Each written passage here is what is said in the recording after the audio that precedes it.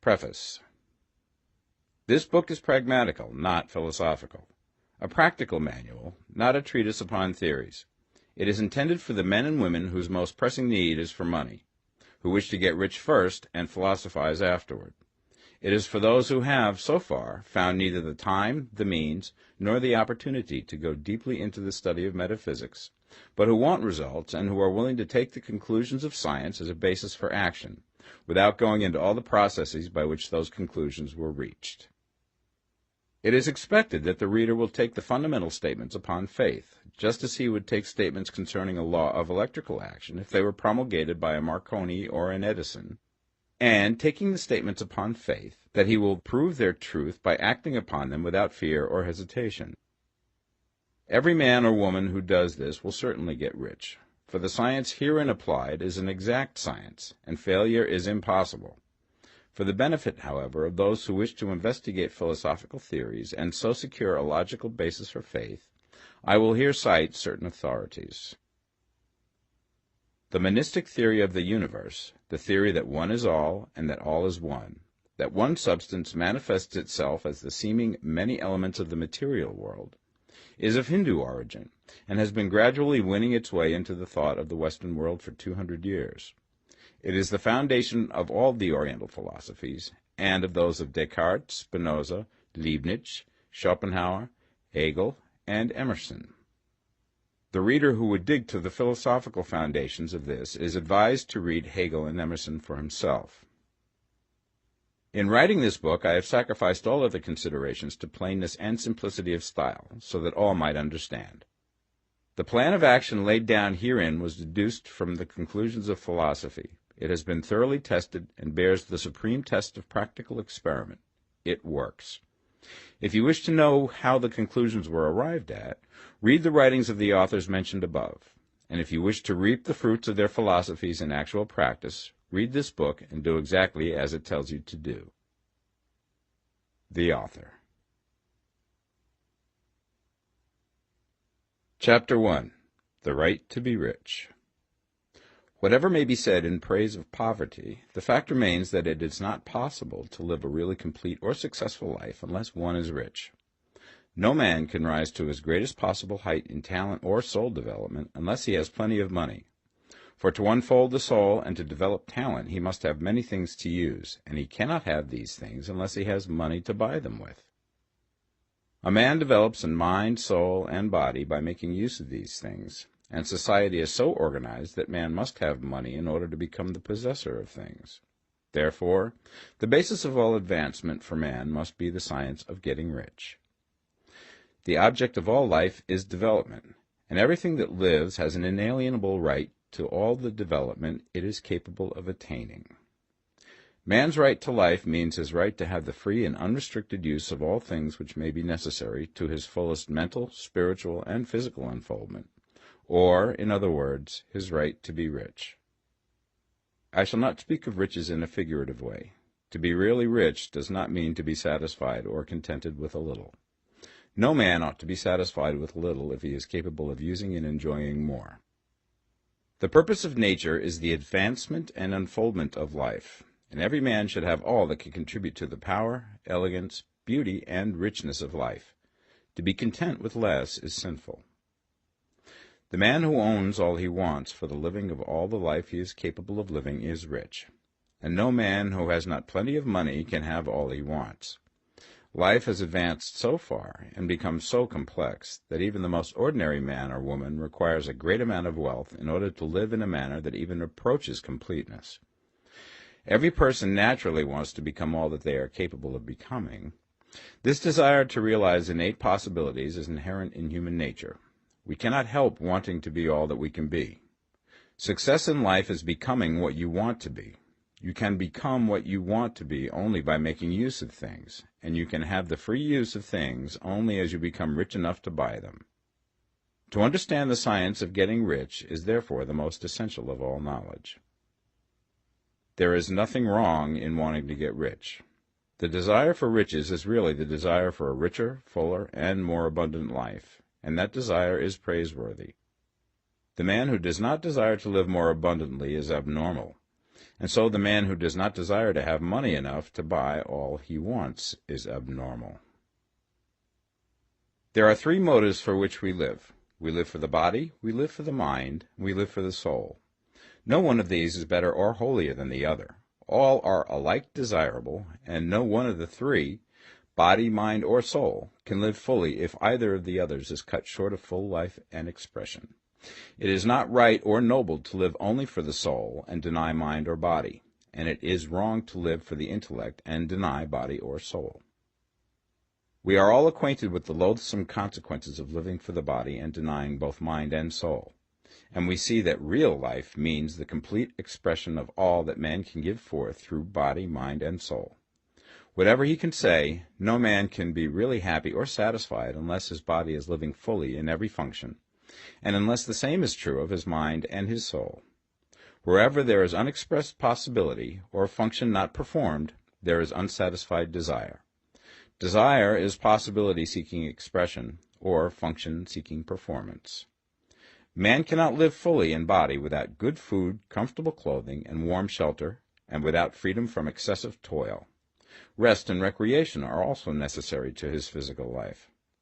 He cannot live fully in mind without books and time to study them, without opportunity for travel and observation, or without intellectual companionship.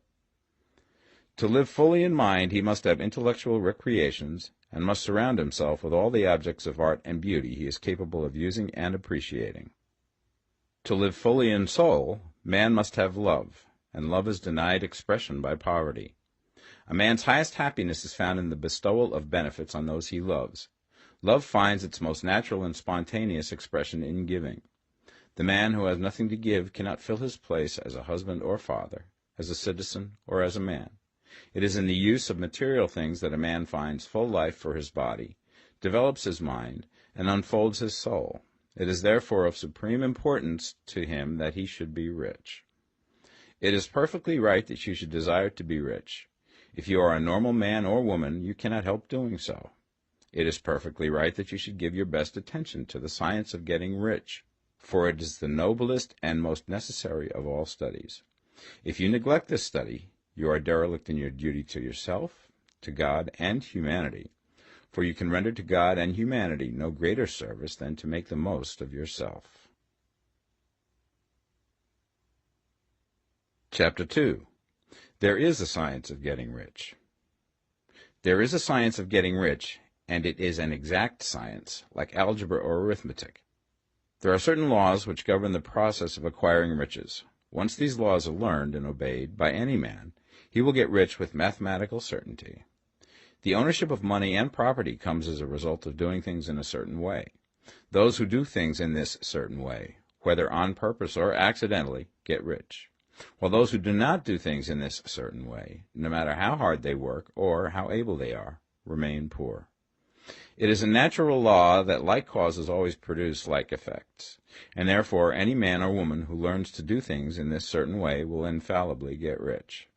That the above statement is true is shown by the following facts.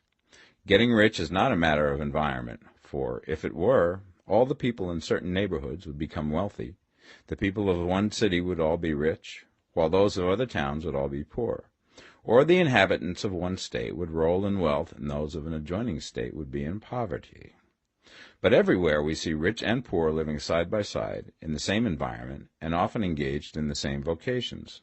When two men are in the same locality and in the same business, and one gets rich while the other remains poor, it shows that getting rich is not primarily a matter of environment. Some environments may be more favorable than others, but when two men in the same business are in the same neighborhood, and one gets rich while the other fails, it indicates that getting rich is the result of doing things in a certain way. And further, the ability to do things in this certain way is not due solely to the possession of talent, for many people who have great talent remain poor, while others who have very little talent get rich. Studying the people who have gotten rich, we find that they are an average lot in all respects, having no greater talents and abilities than other men.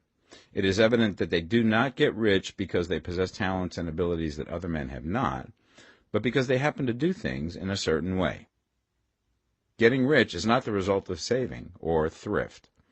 Many very penurious people are poor, while free spenders often get rich. Nor is getting rich due to doing things which others fail to do. For two men in the same business often do almost exactly the same things, and one gets rich while the other remains poor or becomes bankrupt. From all these things, we must come to the conclusion that getting rich is the result of doing things in a certain way. If getting rich is the result of doing things in a certain way, then any man or woman who can do things in that way can become rich, and the whole matter is brought within the domain of exact science. The question arises here whether this certain way may not be so difficult that only a few may follow it. This cannot be true, as we have seen, so far as natural ability is concerned. Talented people get rich, and blockheads get rich.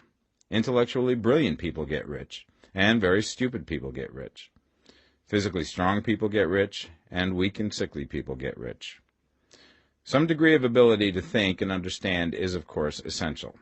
But insofar natural ability is concerned, any man or woman who has sense enough to read and understand these words can certainly get rich. Also, we have seen that it is not a matter of environment. Location counts for something. One would not go to the heart of the Sahara and expect to do successful business. Getting rich involves the necessity of dealing with men and of being where there are people to deal with. And if these people are inclined to deal in the way that you want to deal, so much the better. But that is about as far as environment goes. If anybody else in your town can get rich, so can you. And if anybody else in your state can get rich, so can you. Again, it is not a matter of choosing some particular business or profession. People get rich in every business and in every profession, while their next-door neighbors in the same vocation remain in poverty. It is true that you will do best in a business which you like and which is congenial to you. And if you have certain talents which are well developed, you will do best in a business which calls for the exercise of those talents. Also, you will do best in a business which is suited to your locality. An ice cream parlor would do better in a warm climate than in Greenland, and a salmon fishery will succeed better in the Northwest than in Florida, where there are no salmon. But aside from these general limitations, getting rich is not dependent upon your engaging in some particular business, but upon your learning to do things in a certain way. If you are now in business and anybody else in your locality is getting rich in the same business, while you are not getting rich, it is because you are not doing things in the same way that the other person is doing them. No one is prevented from getting rich by lack of capital. True, as you get capital, the increase becomes more easy and rapid, but one who has capital is already rich and does not need to consider how to become so. No matter how poor you may be, if you begin to do things in a certain way, you will begin to get rich, and you will begin to have capital. The getting of capital is a part of the process of getting rich, and it is a part of the result which invariably follows the doing of things in a certain way. You may be the poorest man on the continent and be deeply in debt. You may have neither friends, influence, nor resources, but if you begin to do things in this way, you must infallibly begin to get rich, for the like causes must produce like effects. If you have no capital, you can get capital. If you're in the wrong business, you can get into the right business. If you're in the wrong location, you can go to the right location, and you can do so by beginning in your present business and in your present location, to do things in the certain way which causes success. Chapter 3. Is opportunity monopolized? No man is kept poor because opportunity has been taken away from him, because other people have monopolized the wealth and have put a fence around it. You may be shut off from engaging in business in certain lines, but there are other channels open to you. Probably it would be hard for you to get control of any of the great railroad systems. That field is pretty well monopolized, but the electric railway business is still in its infancy and offers plenty of scope for enterprise, and it will be but a very few years until traffic and transportation through the air will become a great industry, and in all its branches will give employment to hundreds of thousands and perhaps to millions of people. Why not turn your attention to the development of aerial transportation, instead of competing with J.J. Hill and others for a chance in the steam railway world? It is quite true that if you are a working man in the employ of the Steel Trust, you have very little chance of becoming the owner of the plant in which you work. But it is also true that if you will commence to act in a certain way, you can soon leave the employ of the Steel Trust. You can buy a farm from 10 to 40 acres and engage in business as a producer of foodstuffs. There is great opportunity at this time for men who will live upon small tracts of land and cultivate the same intensively, Such men will certainly get rich. You may say that it is impossible for you to get the land, but I'm going to prove to you that it is not impossible, and that you can certainly get a farm if you will go to work in a certain way. At different periods, the tide of opportunity sets in different directions, according to the needs of the whole, and the particular stage of social evolution which has been reached. At present, in America, it is setting towards agricultural and the allied industries and professions. Today, opportunity is open before the factory worker in his line. It is open before the businessman who supplies the farmer more than before the one who supplies the factory worker, and before the professional man who waits upon the farmer more than before the one who serves the working class. There is an abundance of opportunity for the man who will go with the tide instead of trying to swim against it. So the factory workers, either as individuals or as a class, are not deprived of opportunity. The workers are not being kept down by their masters. They are not being ground by the trusts and combinations of capital. As a class, they are where they are because they do not do things in a certain way. If the workers of America chose to do so, they could follow the example of their brothers in Belgium and other countries and establish great department stores and cooperative industries. They could elect men of their own class to office and pass laws favoring the development of such cooperative industries, and in a few years they could take peaceable possession of the industrial field. The working class may become the master class whenever they will begin to do things in a certain way. The law of wealth is the same for them as it is for all others. This they must learn, and they will remain where they are as long as they continue to do as they do. The individual worker, however, is not held down by the ignorance or the mental slothfulness of his class. He can follow the tide of opportunity to riches, and this book will tell him how. No one is kept in poverty by a shortness in the supply of riches. There is more than enough for all. A palace as large as the Capitol in Washington might be built for every family on earth from the building material in the United States alone, and under intensive cultivation, this country would produce wool, cotton, linen, and silk enough to clothe each person in the world finer than Solomon was arrayed in all his glory, together with food enough to feed them all luxuriously. The visible supply is practically inexhaustible, and the invisible supply really is inexhaustible. Everything you see on earth is made from one original substance, out of which all things proceed. New forms are constantly being made, and older ones are dissolving, but all are shapes assumed by one thing. There is no limit to the supply of formless stuff or original substance. The universe is made out of it, but it was not all used in making the universe. The spaces in, through, and between the forms of the visible universe are permeated and filled with the original substance, with the formless stuff, with the raw material of all things. 10,000 times as much has been made might still be made, and even then we should not have exhausted the supply of universal raw material. No man, therefore, is poor because nature is poor, or because there is not enough to go around. Nature is an inexhaustible storehouse of riches. The supply will never run short. Original substance is alive with creative energy and is constantly producing more forms. When the supply of building material is exhausted, more will be produced. When the soil is exhausted so that foodstuffs and materials for clothing will no longer grow upon it, it will be renewed or more soil will be made. When all the gold and silver has been dug from the earth, if man is still in such a stage of social development that he needs gold and silver, more will be produced from the formless. The formless stuff responds to the needs of man. It will not let him be without any good thing. This is true of man collectively. The race as a whole is always abundantly rich, and if individuals are poor, it is because they do not follow the certain way of doing things which makes the individual man rich. The formless stuff is intelligent. It is stuff which thinks. It is alive, and is always impelled towards more life. It is the natural and inherent impulse of life to seek to live more. It is the nature of intelligence to enlarge itself, and of consciousness to seek to extend its boundaries and find fuller expression.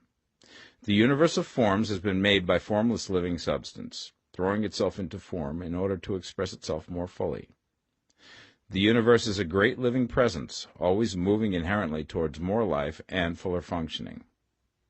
Nature is formed for the advancement of life. Its impelling motive is the increase of life. For this cause, everything which can possibly minister to life is bountifully provided. There can be no lack unless God is to contradict himself and nullify his own works. You are not kept poor by lack in the supply of riches. It is a fact which I shall demonstrate a little further on, that even the resources of the formless supply are at the command of the man or woman who will act and think in a certain way. Chapter 4. The first principle in the science of getting rich. Thought is the only power which can produce tangible riches from the formless substance. The stuff from which all things are made is a substance which thinks, and a thought of form in this substance produces the form. Original substance moves according to its thoughts. Every form and process you see in nature is the visible expression of a thought in original substance. As the formless stuff thinks of a form, it takes that form. As it thinks of a motion, it makes that motion. That is the way all things were created. We live in a thought world, which is part of a thought universe. The thought of a moving universe extended through formless substance, and the thinking stuff moving according to that thought, took the form of systems of planets and maintains that form. Thinking substance takes the form of its thought and moves according to that thought. Holding the idea of a circling system of suns and worlds, it takes the form of these bodies and moves them as it thinks. Thinking the form of a slow-growing oak tree, it moves accordingly and produces the tree, though centuries may be required to do the work.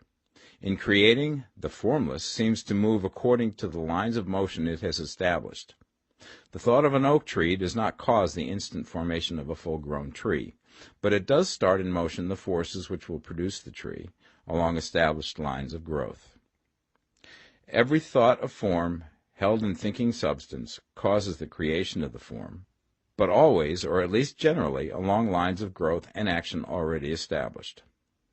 The thought of a house of a certain construction, if it were impressed upon formless substance, might not cause the instant formation of the house, but it would cause the turning of creative energies already working in trade and commerce into such channels as to result in the speedy building of the house. And if there were no existing channels through which the creative energy could work, then the house would be formed directly from primal substance, without waiting for the slow processes of the organic and inorganic world. No thought of form can be impressed upon original substance without causing the creation of the form. Man is a thinking center and can originate thought. All the forms that man fashions with his hands must first exist in his thought. He cannot shape a thing until he has thought that thing. And so far, man has confined his efforts wholly to the work of his hands.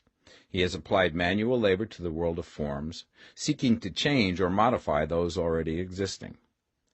He has never thought of trying to cause the creation of new forms by impressing his thoughts upon formless substance. When man has a thought form, he takes material from the forms of nature and makes an image of the form which is in his mind. He has so far made little or no effort to cooperate with formless intelligence, to work with the Father. He has not dreamed that he can do what he seeth the Father doing. Man reshapes and modifies existing forms by manual labor. He has given no attention to the question whether he may not produce things from formless substance by communicating his thoughts to it. We propose to prove that he may do so, to prove that any man or woman may do so, and to show how. As our first step, we must lay down the three fundamental propositions. First, we assert that there is one original formless stuff, or substance, from which all things are made. All the seemingly many elements are but different presentations of one element. All the many forms found in organic and inorganic nature are but different shapes, made from the same stuff. And this stuff is thinking stuff. A thought held in it produces the form of the thought. Thought, in thinking substance, produces shapes. Man is a thinking center, capable of original thought. If a man can communicate his thought to original thinking substance, he can cause the creation or formation of the thing he thinks about. To summarize this, there is a thinking stuff from which all things are made, and which, in its original state, permeates, penetrates, and fills the interspaces of the universe. A thought in this substance produces the thing that is imaged by the thought. Man can form things in his thought, and, by impressing his thought upon formless substance, can cause the thing he thinks about to be created. It may be asked if I can prove these statements, and without going into details, I answer that I can do so, both by logic and experience. Reasoning back from the phenomena of form and thought, I come to one original thinking substance. And reasoning forward from that thinking substance, I come to man's power to cause the formation of the thing he thinks about. And by experiment, I find the reasoning true. And this is my strongest proof. If one man who reads this book gets rich by doing what it tells him to do, that is evidence in support of my claim. But if every man who does what it tells him to do gets rich, that is proof positive until someone goes through the process and fails. The theory is true until the process fails, and this process will not fail. For every man who does exactly what this book tells him to do will get rich. I have said that men get rich by doing things in a certain way, and in order to do so, men must become able to think in a certain way. A man's way of doing things is the direct result of the way he thinks about things. To do things in a way that you want to do them, you will have to acquire the ability to think the way you want to think. This is the first step towards getting rich. To think what you want to think is to think truth, regardless of appearances. Every man has the natural and inherent power to think what he wants to think, but it requires far more effort to do so than it does to think the thoughts which are suggested by appearances. To think according to appearance is easy. To think truth regardless of appearances is laborious, and requires the expenditure of more power than any other work man is called upon to perform. There is no labor from which most people shrink as they do from that of sustained and consecutive thought. It is the hardest work in the world. This is especially true when truth is contrary to appearances. Every appearance in the visible world tends to produce a corresponding form in the mind which observes it, and this can only be prevented by holding the thought of the truth.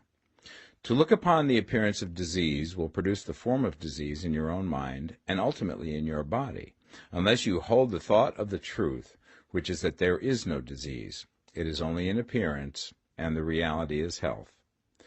To look upon the appearances of poverty will produce corresponding forms in your own mind, unless you hold to the truth that there is no poverty, there is only abundance. To think health when surrounded by the appearance of disease, or to think riches when in the midst of appearances of poverty, requires power, but he who acquires this power becomes a master mind. He can conquer fate. He can have what he wants. This power can only be acquired by getting hold of the basic fact which is behind all appearances, and that fact is that there is one thinking substance, from which and by which all things are made.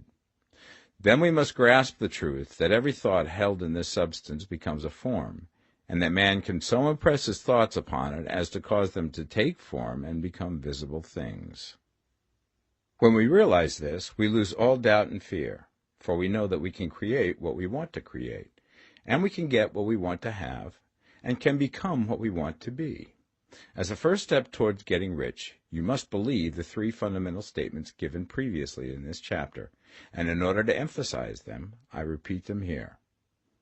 There is a thinking stuff from which all things are made, and which, in its original state, permeates, penetrates, and fills the interspaces of the universe. A thought in this substance produces the thing that is imaged by the thought. Man can form things in his thought, and, by impressing his thought upon formless substance, can cause the thing he thinks about to be created.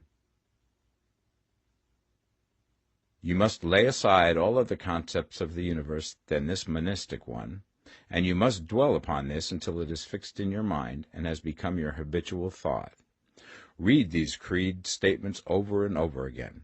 Fix every word upon your memory, and meditate upon them until you firmly believe what they say.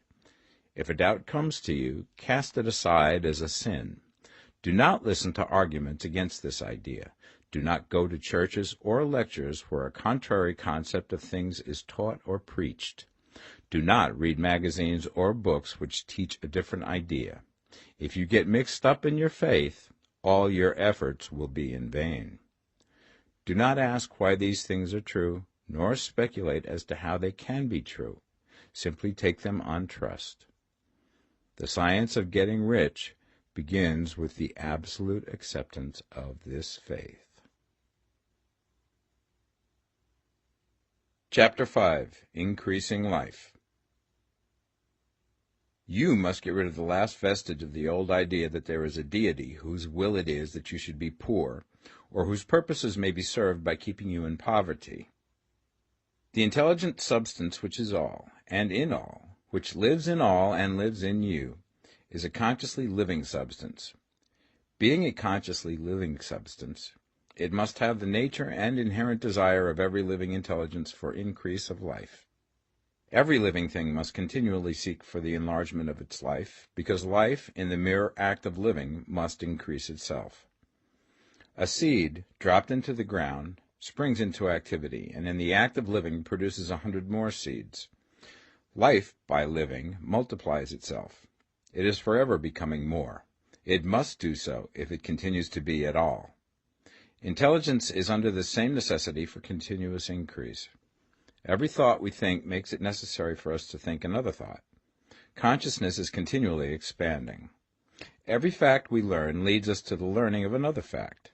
Knowledge is continually increasing. Every talent we cultivate brings to the mind the desire to cultivate another talent.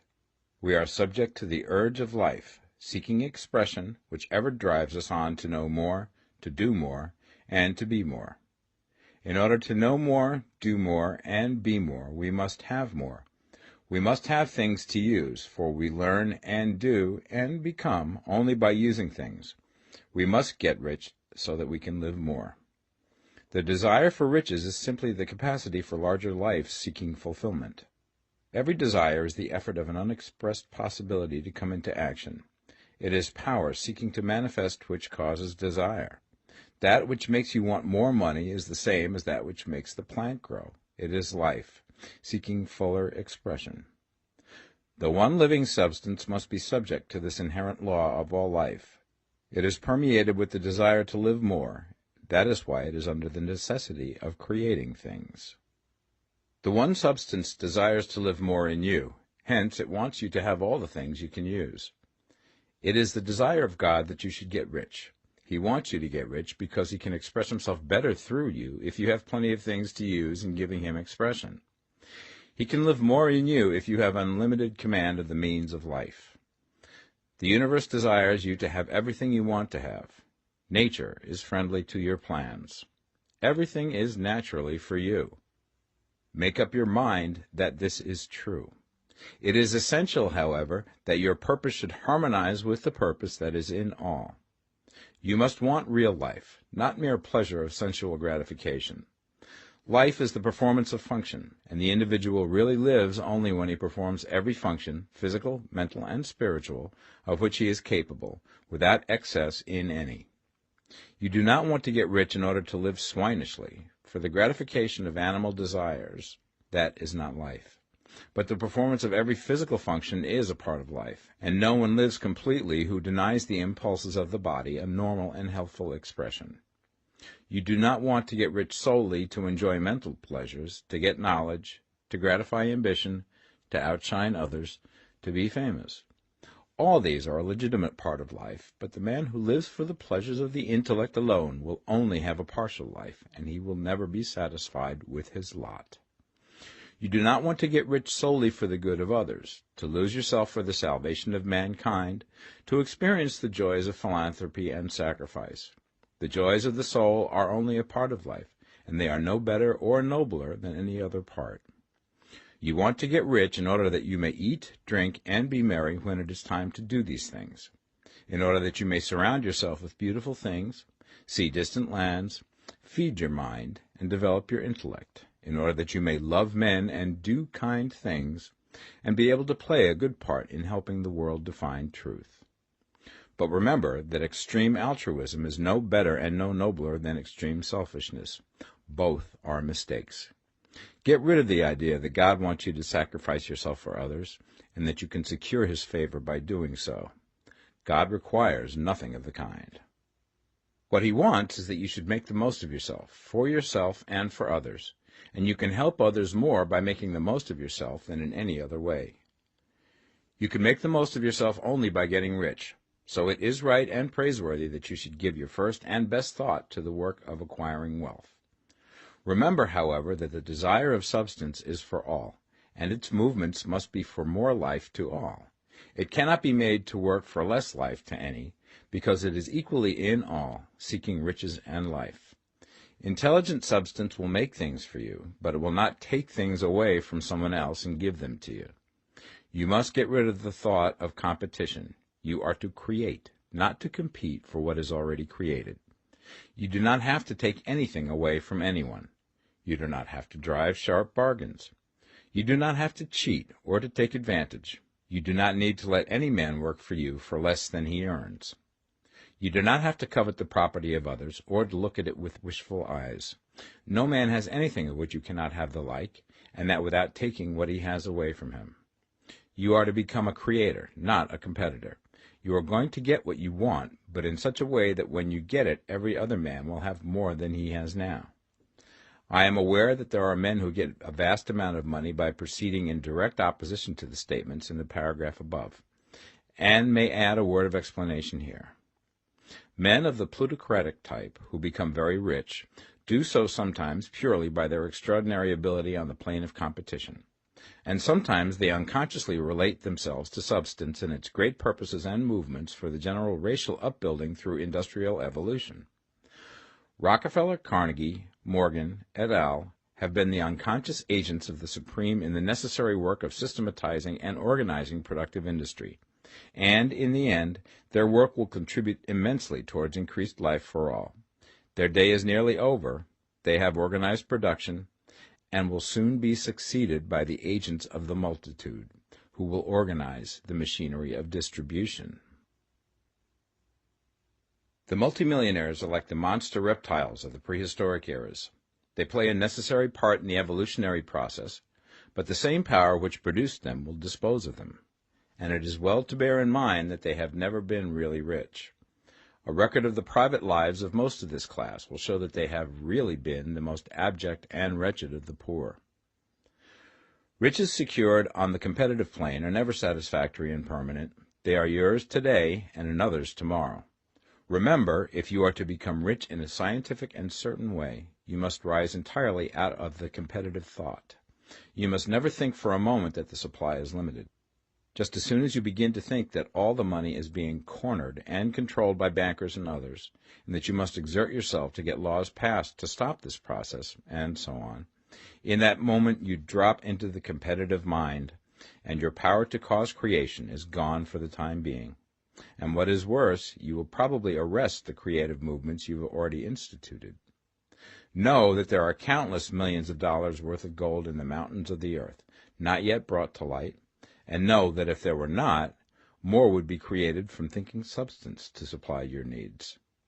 Know that the money you need will come, even if it is necessary for 1,000 men to be led to the discovery of new gold mines tomorrow. Never look at the visible supply. Look always at the limitless riches in formless substance, and know that they are coming to you as fast as you can receive and use them. Nobody, by cornering the visible supply, can prevent you from getting what is yours. So never allow yourself to think for an instant that all the best building spots will be taken before you get ready to build your house, unless you hurry. Never worry about the trusts and combines, and get anxious for fear that they will soon come to own the whole earth. Never get afraid that you will lose what you want because some other person beat you to it. That cannot possibly happen. You are not seeking anything that is possessed by anybody else. You are causing what you want to be created from formless substance, and the supply is without limits. Stick to the formulated statement. There is a thinking stuff from which all things are made, and which, in its original state, permeates, penetrates, and fills the interspaces of the universe. A thought in this substance produces the thing that is imaged by the thought. Man can form things in his thought, and by impressing his thought upon formless substance, can cause the thing he thinks about to be created. Chapter 6. How Riches Come to You. When I say that you do not have to drive sharp bargains, I do not mean that you do not have to drive any bargains at all, or that you are above the necessity for having any dealings with your fellow men. I mean that you will not need to deal with them unfairly. You do not have to get something for nothing, but can give to every man more than you take from him. You cannot give every man more in cash market value than you take from him, but you can give him more in use value than the cash value of the thing you take from him. The paper, ink, and other material in this book may not be worth the money you pay for it, but if the ideas suggested by it bring you thousands of dollars, you have not been wronged by those who sold it to you. They have given you a great use value for a small cash value. Let us suppose that I own a picture by one of the great artists, which in any civilized community is worth thousands of dollars. I take it to Baffin Ray, and by salesmanship induce an Eskimo to give a bundle of furs worth $500 for it. I have really wronged him, for he has no use for the picture. It has no value to him. It will not add to his life. But suppose I give him a gun worth $50 for his furs. Then he has made a good bargain. He has use for the gun. It will get him many more furs and much food. It will add to his life in every way. It will make him rich. When you rise from the competitive to the creative plane, you can scan your business transactions very strictly, and if you are selling any man anything which does not add more to his life than the thing he gives you in exchange, you can afford to stop it. You do not have to beat anybody in business, and if you are in a business which does beat people, get out of it at once. Give every man more in use value than you take from him in cash value. Then you are adding to the life of the world by every business transaction. If you have people working for you, you must take from them more in cash value than you pay them in wages. But you can so organize your business that it will be filled with the principle of advancement, and so that each employee who wishes to do so may advance a little every day. You can make your business do for your employees what this book is doing for you. You can so conduct your business that it will be a sort of ladder, by which every employee who will take the trouble may climb to riches himself, and, given the opportunity, if he will not do so, it is not your fault. And finally, because you are to cause the creation of your riches from formless substance which permeates all your environment, it does not follow that they are to take shape from the atmosphere and come into being before your eyes. If you want a sewing machine, for instance, I do not mean to tell you that you are to impress the thought of a sewing machine on thinking substance until the machine is formed without hands, in the room where you sit or elsewhere. But if you want a sewing machine, hold the mental image of it with the most positive certainty that it is being made, or is on its way to you. After once forming the thought, have the most absolute and unquestioning faith that the sewing machine is coming. Never think of it or speak of it in any other way than as being sure to arrive. Claim it as already yours. It will be brought to you by the power of the Supreme Intelligence, acting upon the minds of men. If you live in Maine, it may be that a man will be brought from Texas or Japan to engage in some transaction which will result in your getting what you want. If so, the whole matter will be as much to that man's advantage as it is to yours. Do not forget for a moment that the thinking substance is through all, in all, communicating with all, and can influence all. The desire of thinking substance for a fuller life and better living has caused the creation of all the sewing machines already made, and it can cause the creation of millions more, and will, whenever men set it in motion by desire and faith, and by acting in a certain way. You can certainly have a sewing machine in your house, and it is just as certain that you can have any other thing or things which you want, and which you will use for the advancement of your own life and the lives of others. You need not hesitate about asking largely. It is your Father's pleasure to give you the kingdom, said Jesus. Original substance wants to live all that is possible in you, and wants you to have all that you can or will use for the living of the most abundant life. If you fix upon your consciousness the fact that the desire you feel for the possession of riches is one with the desire of omnipotence for more complete expression, your faith becomes invincible. Once I saw a little boy sitting at a piano, and vainly tried to bring harmony out of the keys, and I saw that he was grieved and provoked by his inability to play real music. I asked him the cause of his vexation, and he answered, "I can feel the music in me, but I can't make my hands go right." The music in him was the urge of original substance, containing all the possibilities of all life. All that there is of music was seeking expression through the child. God, the one substance, is trying to live and do and enjoy things through humanity. He is saying, I want hands to build wonderful structures, to play divine harmonies, to paint glorious pictures. I want feet to run my errands, eyes to see my beauties, tongues to tell mighty truths and to sing marvelous songs, and so on. All that there is of possibility is seeking expression through men. God wants those who can play music to have pianos and every other instrument, and to have the means to cultivate their talents to the fullest extent. He wants those who can appreciate beauty to be able to surround themselves with beautiful things. He wants those who can discern truth to have every opportunity to travel and observe. He wants those who can appreciate dress to be beautifully clothed, and those who can appreciate good food to be luxuriously fed. He wants all these things because it is himself that enjoys and appreciates them. It is God who wants to play and sing and enjoy beauty and proclaim truth and wear fine clothes and eat good food. It is God that worketh in you to will and to do, said Paul. The desire you feel for riches is the infinite, seeking to express himself in you as he sought to find expression in the little boy at the piano. So you need not hesitate to ask largely. Your part is to focalize and express the desire to God. This is a difficult point with most people. They retain some of the old idea that poverty and self-sacrifice are pleasing to God. They look upon poverty as a part of the plan, a necessity of nature. They have the idea that God has finished his work and made all that he can make, and that the majority of men must stay poor because there is not enough to go around. They hold to so much of this erroneous thought that they feel ashamed to ask for wealth.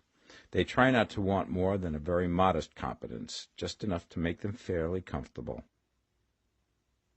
I recall now the case of one student who was told that he must get in mind a clear picture of the things he desired, so that the creative thought of them might be impressed upon formless substance.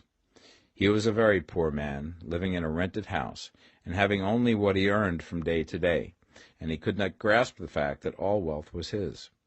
So, after thinking the matter over, he decided that he might reasonably ask for a new rug for the floor of his best room, and an anthracite coal stove to heat the house during the cold weather.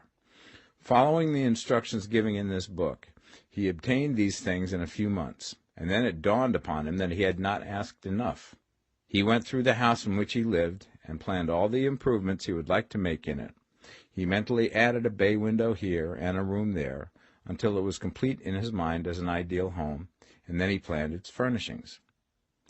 Holding the whole picture in his mind, he began living in the certain way, and moving towards what he wanted, and he now owns the house, and is rebuilding it after the form of his mental image. And now, with still larger faith, he is going to get greater things. It has been unto him according to his faith, and it is so with you and with all of us. Chapter 7. Gratitude. The illustrations given in the last chapter will have conveyed the fact that the first step towards getting rich is to convey the idea of your wants to the formless substance. This is true, and you will see that in order to do so, it becomes necessary to relate yourself to the formless intelligence in a harmonious way.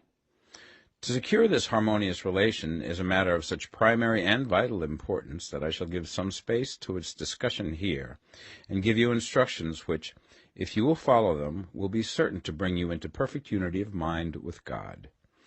The whole process of mental adjustment and atonement can be summed up in one word: gratitude.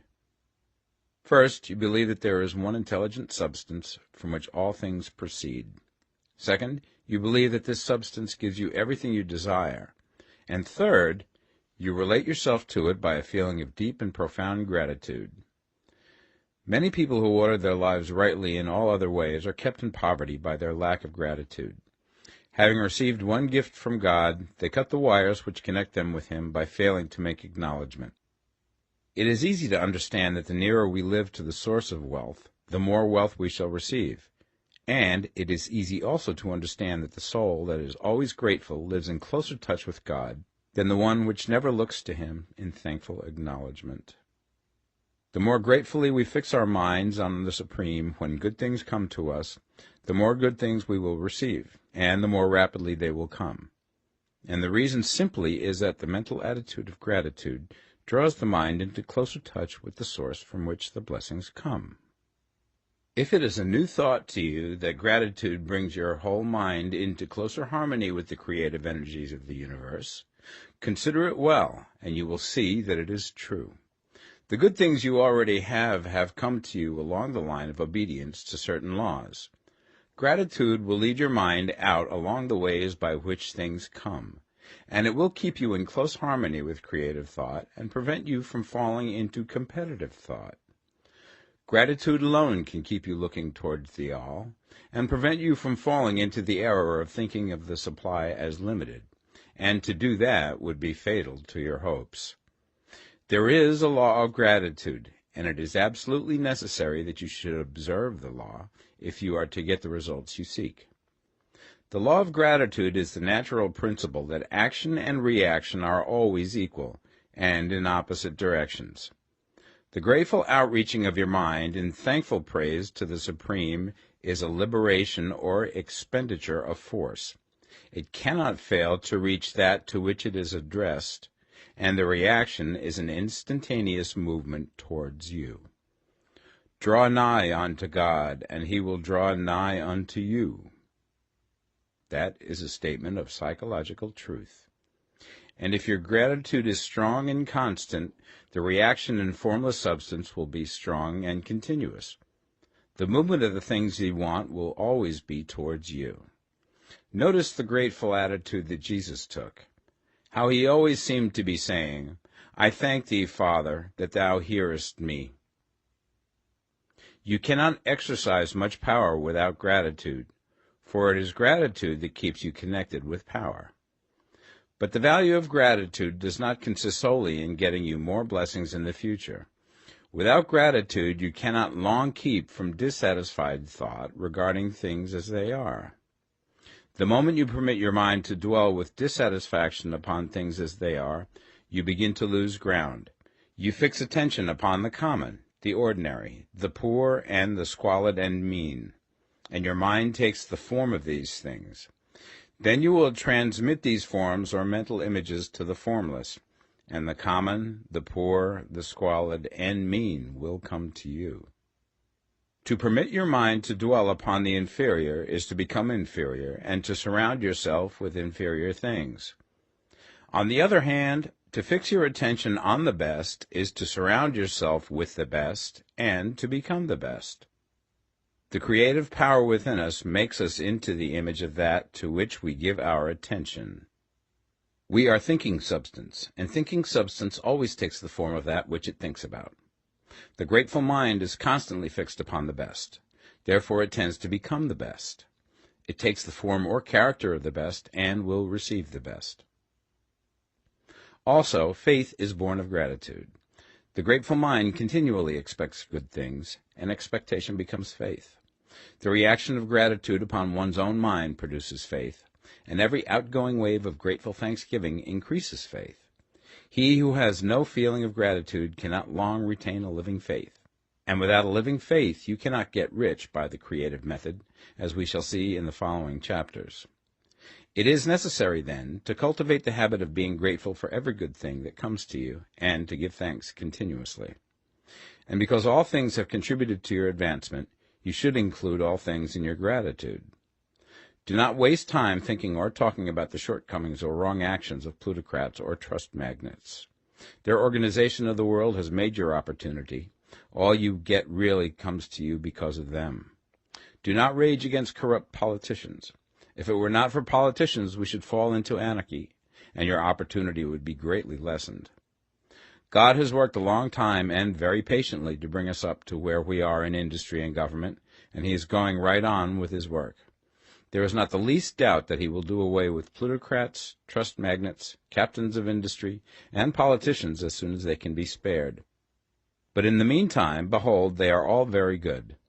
Remember that they are all helping to arrange the lines of transmission along which your riches will come to you, and be grateful to them all. This will bring you into harmonious relations with the good in everything, and the good in everything will move toward you.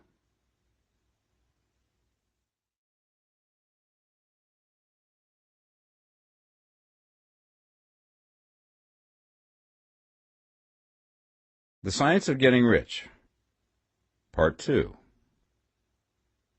Chapter 8. Thinking in the Certain Way. You must form a clear and definite mental picture of what you want. You cannot transmit an idea unless you have it yourself. You must have it before you can give it, and many people fail to impress thinking substance because they have themselves only a vague and misty concept of the things they want to do, to have, or to become.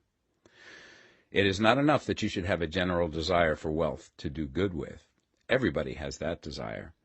It is not enough that you should have a wish to travel, see things, live more, etc. Everybody has those desires also. If you were going to send a wireless message to a friend, you would not send the letters of the alphabet in their order and let him construct the message for himself, nor would you take words at random from the dictionary. You would send a coherent sentence, one which meant something. When you try to impress your wants upon substance, remember that it must be done by a coherent statement. You must know what you want and be definite. You can never get rich or start the creative power into action by sending out unformed longings and vague desires. Go over your desires just as the man I have described went over his house. See just what you want and get a clear mental picture of it as you wish it to look when you get it. That clear mental picture you must have continually in mind, as the sailor has in mind the port towards which he is sailing the ship. You must keep your face towards it all the time. You must no more lose sight of it than the steersman loses sight of the compass. It is not necessary to take exercises in concentration, nor to set apart special times for prayer and affirmation, nor to go into the silence, nor to do occult stunts of any kind. There things are well enough, but all you need is to know what you want, and to want it badly enough so that it will stay in your thoughts. Spend as much of your leisure time as you can in contemplating your picture, but no one needs to take exercises to concentrate his mind on a thing which he really wants. It is the things you do not really care about which require effort to fix your attention upon them. And unless you really want to get rich, so that the desire is strong enough to hold your thoughts directly to the purpose, as the magnetic pole holds the needle of the compass, it will hardly be worthwhile for you to try to carry out the instructions given in this book. The methods herein set forth are for people whose desire for riches is strong enough to overcome mental laziness and the love of ease, and make them work. The more clear and definite you make your pictures then, and the more you dwell upon it, bringing out all of its delightful details, the stronger your desire will be, and the stronger your desire, the easier it will be to hold your mind fixed upon the picture of what you want. Something more is necessary, however, than merely to see the picture clearly. If that is all you do, you are only a dreamer, and will have little or no power for accomplishment. Behind your clear vision must be the purpose to realize it, to bring it out in tangible expression. And behind this purpose must be an invincible and unwavering faith that the thing is already yours, that it is at hand, and you have only to take possession of it. Live in the new house mentally until it takes form around you physically. In the mental realm, enter at once into full enjoyment of the things you want. Whatsoever things ye ask for when ye pray, believe that ye receive them, and ye shall have them, said Jesus. See the things you want as if they were actually around you all the time. See yourself as owning and using them. Make use of them in imagination, just as you will use them when they are your tangible possessions. Dwell upon your mental picture until it is clear and distinct, and then take the mental attitude of ownership towards everything in that picture. Take possession of it in mind, in the full faith that it is actually yours. Hold to this mental ownership. Do not waver for an instant in the faith that it is real. And remember what was said in the preceding chapter about gratitude. Be as thankful for it all the time as you expect to be when it has taken form. The man who can sincerely thank God for the things which as yet he owns only in imagination has real faith. He will get rich. He will cause the creation of whatsoever he wants. You do not need to pray repeatedly for things you want. It is not necessary to tell God about it every day. Use not vain repetitions as the heathens do, said Jesus to his pupils. For your Father knoweth that ye have need of these things before ye ask him. Your part is to intelligently formulate your desires for the things which make for a larger life, and to get these desires arranged into a coherent whole, and then to impress this whole desire upon the formless substance, which has the power and the will to bring you what you want. You do not make this impression by repeating strings of words. You make it by holding the vision with unshakable purpose to attain it, and with steadfast faith that you do attain it. The answer to your prayer is not according to your faith while you are talking, but according to your faith while you are working. You cannot impress the mind of God by having a special Sabbath day set apart to tell him what you want, and then forgetting him during the rest of the week. You cannot impress him by having special hours to go into your closet and pray, if you then dismiss the matter from your mind until the hour of prayer comes again. Oral prayer is well enough, and has its effect, especially upon yourself, in clarifying your vision and strengthening your faith. But it is not your oral petitions which get you what you want. In order to get rich, you do not need a sweet hour of prayer. You need to pray without ceasing. And by prayer I mean holding steadily to your vision, with the purpose to cause its creation into solid form, and the faith that you are doing so. Believe that ye receive them. The whole matter turns on receiving, once you have clearly formed your vision. When you have formed it, it is well to make an oral statement, addressing the Supreme in reverent prayer, and from that moment you must, in mind, receive what you ask for. Live in the new house, wear the fine clothes, ride in the automobile, go on the journey, and confidently plan for greater journeys. Think and speak of all things you have asked for in terms of actual present ownership. Imagine an environment and a financial condition exactly as you want them, and live all the time in that imaginary environment and financial condition. Mind, however, that you do not do this as a mere dreamer and castle builder. Hold to the faith that the imaginary is being realized, and to the purpose to realize it. Remember that it is faith and purpose in the use of imagination which makes the difference between the scientist and the dreamer. And having learned this fact, it is here that you must learn the proper use of the will. Chapter 9. How to use the will. To set about getting rich in a scientific way, you do not try to apply your willpower to anything outside of yourself. You have no right to do so anyway. It is wrong to apply your will to other men and women in order to get them to do what you wish done. It is as flagrantly wrong to coerce people by mental power as it is to coerce them by physical power. If compelling people by physical force to do things for you reduces them to slavery, compelling them by mental means accomplishes exactly the same thing. The only difference is in methods. If taking things from people by physical force is robbery, then taking things by mental force is robbery also. There is no difference in principle. You have no right to use your willpower upon another person, even for his own good, for you do not know what is for his good. The science of getting rich does not require you to apply power or force to any other person in any way whatsoever. There is not the slightest necessity for doing so. Indeed, any attempt to use your will upon others will only tend to defeat your purpose. You do not need to apply your will to things in order to compel them to come to you. That would simply be trying to coerce God, and would be foolish and useless, as well as irreverent. You do not have to compel God to give you good things, any more than you have to use your willpower to make the sun rise. You do not have to use your willpower to conquer an unfriendly deity, or to make stubborn and rebellious forces do your bidding. Substance is friendly to you, and is more anxious to give you what you want than you are to get it. To get rich, you need only to use your willpower upon yourself. When you know what to think and do, then you must use your will to compel yourself to think and do the right things. That is the legitimate use of the will in getting what you want, to use it in holding yourself to the right course. Use your will to keep yourself thinking and acting in the certain way. Do not try to project your will or thoughts or your mind out into space to act on things or people. Keep your mind at home. It can accomplish more there than elsewhere. Use your mind to form a mental image of what you want and to hold that vision with faith and purpose, and use your will to keep your mind working in the right way. The more steady and continuous your faith and purpose, the more rapidly you will get rich, because you will make only positive impressions upon substance, and you will not neutralize or offset them by negative impressions. The picture of your desires, held with faith and purpose, is taken up by the formless and permeates it to great distances throughout the universe, for all I know. As this impression spreads, all things are set moving towards its realizations. Every living thing, every inanimate thing, and the things yet uncreated, are stirred towards bringing into being that which you want. All forces begin to be exerted in that direction.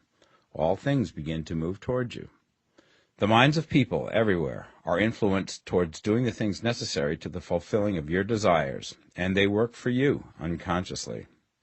But you can check all this by starting a negative impression in the formless substance. Doubt or unbelief is as certain to start a movement away from you as faith and purpose are to start one towards you. It is by not understanding this that most people who try to make use of mental science in getting rich make their failure. Every hour and moment you spend in giving heeds to doubts and fears. Every hour you spend in worry, every hour in which your soul is possessed by unbelief, sets a current away from you in the whole domain of intelligent substance. All the promises are unto them that believe, and unto them only. Notice how insistent Jesus was upon this point of belief, and now you know the reason why.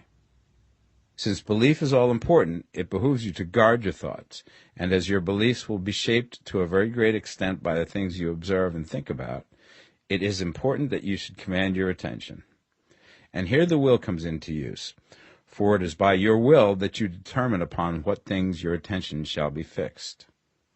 If you want to become rich, you must not make a study of poverty. Things are not brought into being by thinking about their opposites. Health is never to be attained by studying disease and thinking about disease. Righteousness is not to be promoted by studying sin and thinking about sin. And no one ever got rich by studying poverty and thinking about poverty. Medicine as a science of disease has increased disease. Religion as a science of sin has promoted sin. And economics as a study of poverty will fill the world with wretchedness and want. Do not talk about poverty. Do not investigate it or concern yourself with it. Never mind what its causes are. You have nothing to do with them. What concerns you is the cure. Do not spend your time in charitable work or charity movements. All charity only tends to perpetuate the wretchedness it aims to eradicate. I do not say that you should be hard-hearted or unkind and refuse to hear the cry of need, but you must not try to eradicate poverty in any of the conventional ways. Put poverty behind you, and put all that pertains to it behind you, and make good. Get rich. That is the best way you can help the poor. And you cannot hold the mental image which is to make you rich if you fill your mind with pictures of poverty. Do not read books or papers which give circumstantial accounts of the wretchedness of the tenement dwellers, of the horrors of child labor, and so on. Do not read anything which fills your mind with gloomy images of want and suffering. You cannot help the poor in the least by knowing about these things, and the widespread knowledge of them does not tend at all to do away with poverty. What tends to do away with poverty is not getting the pictures of poverty into your mind, but getting pictures of wealth into the minds of the poor. You are not deserting the poor in their misery when you refuse to allow your mind to be filled with pictures of that misery. Poverty can be done away with, not by increasing the number of well-to-do people who think about poverty, but by increasing the number of poor people who purpose with faith to get rich. The poor do not need charity, they need inspiration. Charity only sends them a loaf of bread to keep them alive in their wretchedness, or give them an entertainment to make them forget for an hour or two. But inspiration will cause them to rise out of their misery. If you want to help the poor, demonstrate to them that they can become rich. Prove it by getting rich yourself. The only way in which poverty will ever be banished from this world is by getting a large and constantly increasing number of people to practice the teachings of this book. People must be taught to become rich by creation, not by competition. Every man who becomes rich by competition throws down behind him the ladder by which he rises and keeps others down. But every man who gets rich by creation opens a way for thousands to follow him and inspires them to do so. You are not showing hardness of heart or an unfeeling disposition when you refuse to pity poverty, see poverty, read about poverty, or think or talk about it, or to listen to those who do talk about it. Use your willpower to keep your mind off the subject of poverty and to keep it fixed with faith and purpose on the vision of what you want. Chapter 10. Further Use of the Will. You cannot retain a true and clear vision of wealth if you are constantly turning your attention to opposing pictures, whether they be external or imaginary. Do not tell of your past troubles of a financial nature, if you have had them. Do not think of them at all. Do not tell of the poverty of your parents, or the hardships of your early life. To do any of these things is to mentally class yourself with the poor for the time being, and it will certainly check the movement of things in your direction. Let the dead bury their dead, as Jesus said. Put poverty and all things that pertain to poverty completely behind you. You have accepted a certain theory of the universe as being correct, and are resting all your hopes of happiness on its being correct. And what can you gain by giving heed to conflicting theories?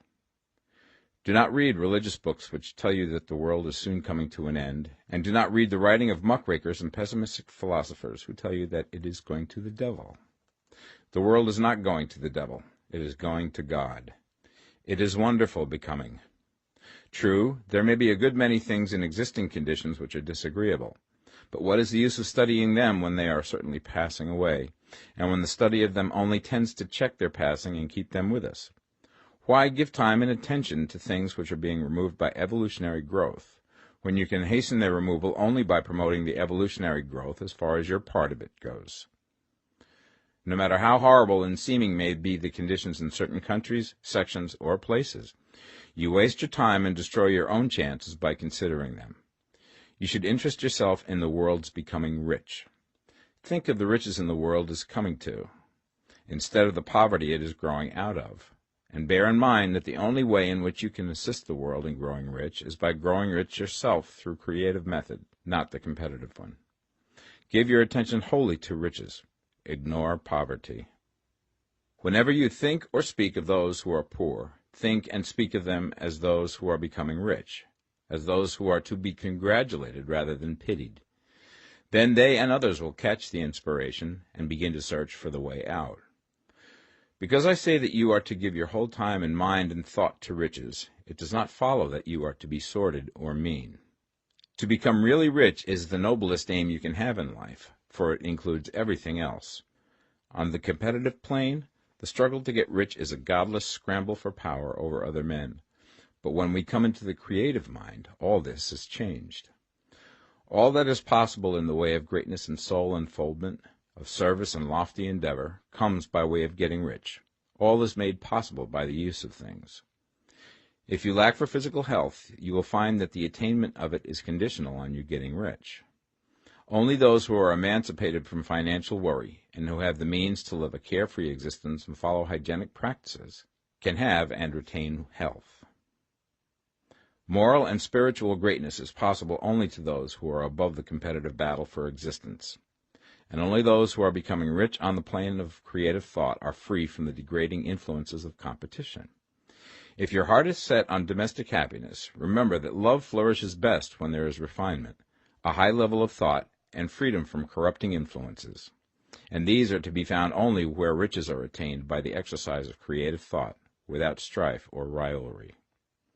You can aim at nothing so great or noble, I repeat, as to become rich, and you must fix your attention upon your mental picture of riches, to the exclusion of all that may tend to dim or obscure the vision. You must learn to see the underlying truth in all things. You must see beneath all seemingly wrong conditions the great one life, ever moving forward towards fuller expression and more complete happiness. It is the truth that there is no such thing as poverty, that there is only wealth. Some people remain in poverty because they are ignorant of the fact that there is wealth for them, and these can best be taught by showing them the way to affluence in your own person and practice. Others are poor because, while they feel that there is a way out, they are too intellectually indolent to put forth the mental effort necessary to find that way and by travel it.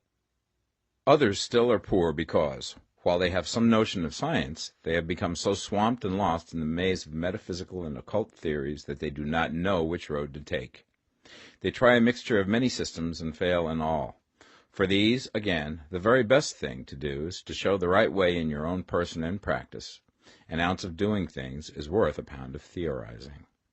The very best thing you can do for the whole world is to make the most of yourself. You can serve God and man in no more effective way than by getting rich. That is, if you get rich by the creative method and not by the competitive one. Another thing. We assert that this book gives in detail the principles of the science of getting rich.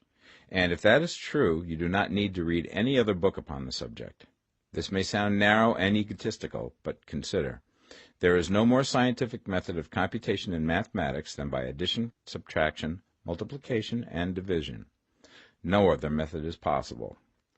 There can be but one shortest distance between 2 points.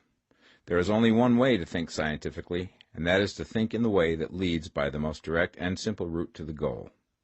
No man has yet formulated a briefer or less complex system than the one set forth herein. It has been stripped of all non-essentials. When you commence on this, lay all others aside. Put them out of your mind altogether. Read this book every day. Keep it with you. Commit it to memory, and do not think about other systems and theories. If you do, you will begin to have doubts, and to be uncertain and wavering in your thought, and then you will begin to make failures. After you have made good and become rich, you may study other systems as much as you please. But until you are quite sure that you have gained what you want, do not read anything on this line but this book, unless it be the authors mentioned in the preface. And read only the most optimistic comments on the world's news, those in harmony with your picture. Also, postpone your investigations into the occult. Do not dabble in theosophy, spiritualism, or kindred studies. It is very likely that the dead still live and are near, but if they are, let them alone. Mind your own business. Wherever the spirits of the dead may be, they have their own work to do and their own problems to solve, and we have no right to interfere with them. We cannot help them, and it is very doubtful whether they can help us, or whether we have any right to trespass upon their time if they can. Let the dead and the hereafter alone, and solve your own problem. Get rich. If you begin to mix with the occult, you will start mental cross-currents which will surely bring your hopes to shipwreck. Now, this and the preceding chapters have brought us to the following statement of basic facts. There is a thinking stuff from which all things are made, and which, in its original state, permeates, penetrates, and fills the interspaces of the universe. A thought in this substance produces the thing that is imaged by the thought. Man can form things in his thought, and, by impressing his thought upon formless substance, can cause the thing he thinks about to be created. In order to do this, man must pass from the competitive to the creative mind. He must form a clear mental picture of the things he wants, and hold this picture in his thoughts with the fixed purpose to get what he wants, and the unwavering faith that he does get what he wants, closing his mind against all that may tend to shake his purpose, dim his vision, or quench his faith. And in addition to all this, we shall now see that he must live and act in a certain way. Chapter 11. Acting in the Certain Way. Thought is the creative power, or the impelling force which causes the creative power to act. Thinking in a certain way will bring riches to you, but you must not rely upon thought alone, paying no attention to personal action. That is the rock upon which many otherwise scientific metaphysical thinkers meet shipwreck, the failure to connect thought with personal action. We have not yet reached the stage of development, even supposing such a stage to be possible, in which man can create directly from formless substance without nature's processes or the work of human hands. Man must not only think, but his personal action must supplement his thought. By thought you can cause the gold in the hearts of the mountains to be impelled towards you, but it will not mine itself, refine itself, coin itself into double eagles, and come rolling along the roads seeking its way into your pocket. Under the impelling power of the Supreme Spirit, men's affairs will be so ordered that someone will be led to mine the gold for you. Other men's business transactions will be so directed that the gold will be brought toward you, and you must so arrange your own business affairs that you may be able to receive it when it comes to you. Your thought makes all things, animate and inanimate, work to bring you what you want, but your personal activity must be such that you can rightly receive what you want when it reaches you. You are not to take it as charity, nor to steal it. You must give every man more in use value than he gives you in cash value. The scientific use of thought consists in forming a clear and distinct mental image of what you want, in holding fast to the purpose to get what you want, and in realizing with grateful faith that you do get what you want. Do not try to project your thought in any mysterious or occult way, with the idea of having it go out and do things for you. That is a wasted effort and will weaken your power to think with sanity. The action of thought in getting rich is fully explained in the preceding chapters. Your faith and purpose positively impress your vision upon formless substance, which has the same desire for more life that you have. And this vision, received from you, sets all the creative forces at work in and through their regular channels of action, but directed towards you. It is not your part to guide or supervise the creative process. All you have to do with that is to retain your vision, stick to your purpose, and maintain your faith and gratitude. But you must act in a certain way, so that you can appropriate what is yours when it comes to you, so that you can meet the things you have in your picture and put them in their proper places as they arrive. You can really see the truth of this. When things reach you, they will be in the hands of other men, who will ask an equivalent for them. And you can only get what is yours by giving the other man what is his. Your pocketbook is not going to be transformed into a Fortunata's purse, which shall be always full of money without effort on your part. This is the crucial point in the science of getting rich, right here, where thought and personal action must be combined. There are very many people who, consciously or unconsciously, set the creative forces in action by the strength and persistence of their desires, but who remain poor because they do not provide for the reception of the thing they want when it comes. By thought, the thing you want is brought to you. By action, you receive it. Whatever your action is to be, it is evident that you must act now. You cannot act in the past, and it is essential to the clearness of your mental vision that you dismiss the past from your mind. You cannot act in the future, for the future is not here yet, and you cannot tell how you will want to act in any future contingency until that contingency has arrived. Because you are not in the right business or the right environment now, do not think that you must postpone action until you get into the right business or environment. And do not spend time in the present taking thought as to the best course in possible future emergencies. Have faith in your ability to meet any emergency when it arrives. If you act in the present with your mind on the future, your present action will be with a divided mind and will not be effective. Put your whole mind into present action. Do not give your creative impulse to original substance, and then sit down and wait for results. If you do, you will never get them. Act now. There is never any time but now, and there never will be any time but now. If you are ever to begin to make ready for the reception of what you want, you must begin now. And your action, whatever it is, must most likely be in your present business or employment, and must be upon the persons and things in your present environment. You cannot act where you are not, you cannot act where you have been, and you cannot act where you are going to be. You can act only where you are. Do not bother as to whether yesterday's work was well done or ill done. Do today's work well. Do not try to do tomorrow's work now. There will be plenty of time to do that when you get to it. Do not try, by occult or mystical means, to act on people or things that are out of your reach. Do not wait for a change of environment. Before you act, get a change of environment by action. You can so act upon the environment in which you are now as to cause yourself to be transferred to a better environment. Hold with faith and purpose the vision of yourself in the better environment, but act upon your present environment with all your heart and with all your strength and with all your mind. Do not spend any time in daydreaming or castle building. Hold to the one vision of what you want and act now. Do not cast about seeking some new thing to do, or some strange, unusual, or remarkable action to perform as a first step towards getting rich. It is probable that your actions, at least for some time to come, will be those you have been performing for some time past, but you are to begin now to perform these actions in a certain way, which will surely make you rich. If you are engaged in some business and feel that it is not the right one for you, do not wait until you get into the right business before you begin to act. Do not feel discouraged or sit down and lament because you are misplaced. No man was ever so misplaced that he could not find the right place, and no man ever became so involved in the wrong business but that he could get into the right business. Hold the vision of yourself in the right business, with the purpose to get into it, and the faith that you will get into it and are getting into it, but act in your present business.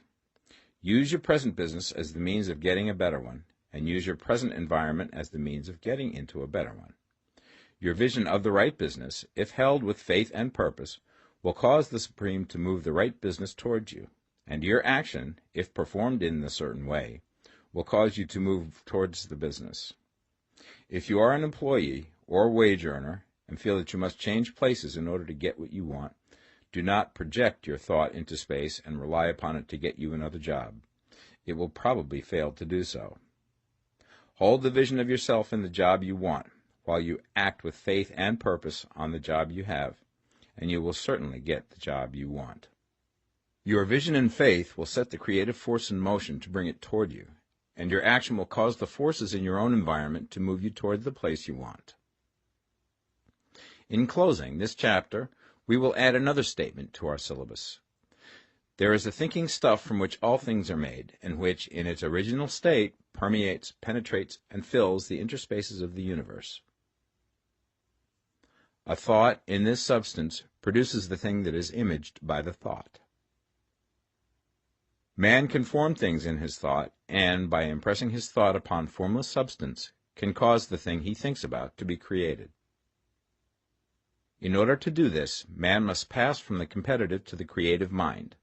He must form a clear mental picture of the thing he wants, and hold this picture in his thoughts with the fixed purpose to get what he wants, and the unwavering faith that he does get what he wants, closing his mind to all that may tend to shake his purpose, dim his vision, or quench his faith.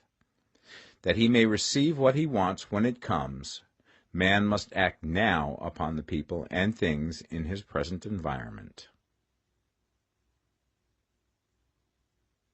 Chapter 12. Efficient Action. You must use your thought as directed in previous chapters, and begin to do what you can do where you are, and you must do all that you can do where you are.